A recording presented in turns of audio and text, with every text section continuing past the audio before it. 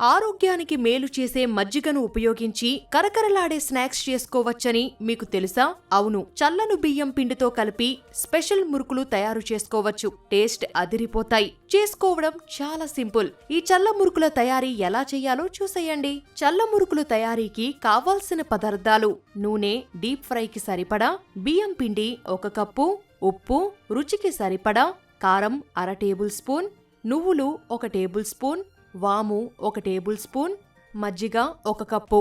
చల్ల మురుకులు తయారీ విధానం: ముందుగా స్టవ్ ఆన్ చేసి డీప్ ఫ్రైకి సరిపడా నూనె పోసి వేడి చేయాలి. నూనె వేడెక్కేలోగా ఓ మిక్సింగ్ బౌల్ తీసుకొని అందులో బియ్యం పిండి వేసుకోవాలి. అందులో రుచికి సరిపడా ఉప్పు, కారం, నువ్వులు వేసుకోవాలి. తర్వాత వాము తీసుకొని చేత్తో నలుపుకొని ఇందులో వేసి అన్నీ బాగా కలిసేలా మిక్స్ చేయాలి. తర్వాత మజ్జిగను కొద్ది కొద్దిగా పోసుకుంటూ మురుకుల పిండిలా కలుపుకోవాలి.